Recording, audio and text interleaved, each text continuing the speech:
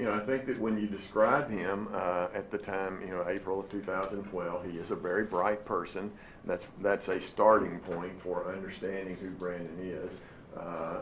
I did not give him an IQ test, but based on his history, I assume he has an IQ in the 120 to 130 range, somewhere along in there. Good, strong IQ. There's no reason to believe that his cognitive capacity was ever weakened because of substance abuse or psychological disturbance, but I do think that his emotional sensitivity was dulled. In fact, I think he, in many ways, hid his thoughts and feelings from himself, and so his trust in others was weak. He didn't know how to ask for help.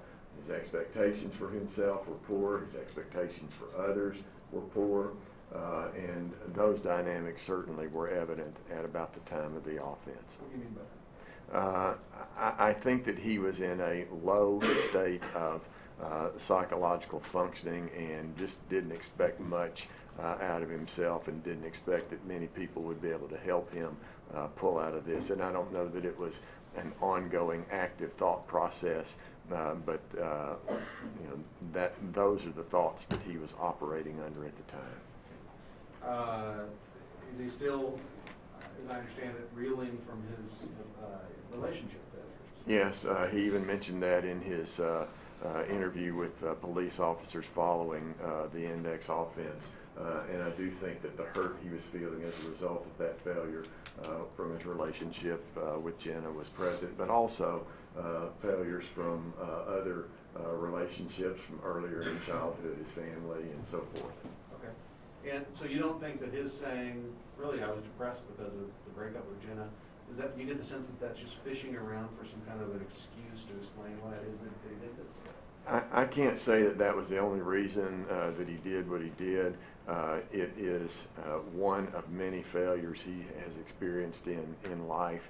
And of course, anytime you have a stressor like that, a sentinel event like that, that can create a tipping point opportunity, and it may have made him fall into a deeper depression. Whether it would last forever or he'd eventually come out of it, who's to say? What about thought disorders? Do you notice any sign of thought disorders? Yeah, one of the things you look at when you look at a person's mindset at the time of an offense, for example, is the presence or absence of a major mental illness such as a thought disorder. A thought disorder is something like a schizophrenia or a psychosis where he doesn't understand the difference between right and wrong. I do not see that there's any reason to believe that he was depressed to the point of psychosis or anything of that nature. You indicate Brandon devalued and life seems tasteless. What do you mean? I think he devalued himself. He devalued life. He saw himself as functioning toward the lower end of on the lower end of the ladder of life, that sort of thing. In other words, devaluing self, others' life was prominent with him.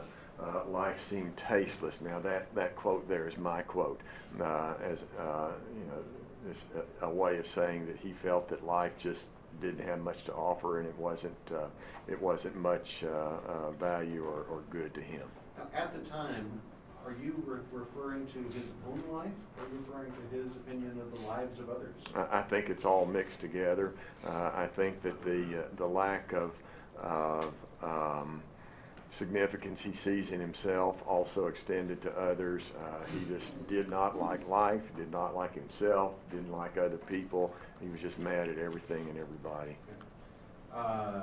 Then he gets intoxicated. So what role is voluntary intoxication? Well, obviously, since he was intoxicated by his own means, he can't hide behind that and say that I didn't know what I was doing because I was under the influence of some mental illness or aliens or whatever. In other words, he did it to himself. Obviously, though, intoxication did impair his judgment, and yet because of that, he can't be excused for his actions. But that may help to explain his actions, certainly. It's a mitigating factor that obviously we need to take into account.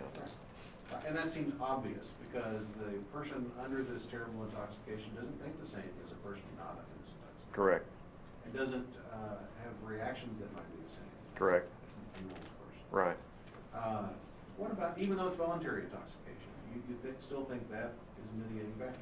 Yes. Voluntary in the sense that I think that a primary reason he was drawn toward intoxicants, whether it's drugs or alcohol, was because of his internal psychological state. Okay, and that's the last little point there, I think. He's not insane, but he's got this psychological disturbance that you Right. You know, Texas doesn't have a designation of, you know, guilty but mentally ill. I think that, however, that what he did was closely connected to his psychological disturbance, and at the very least we should think that played a role in his actions, and it should be taken into account in considering him. So you mean, but for his being in this terrible depressive state, that might have had some effect on whether this incident occurred?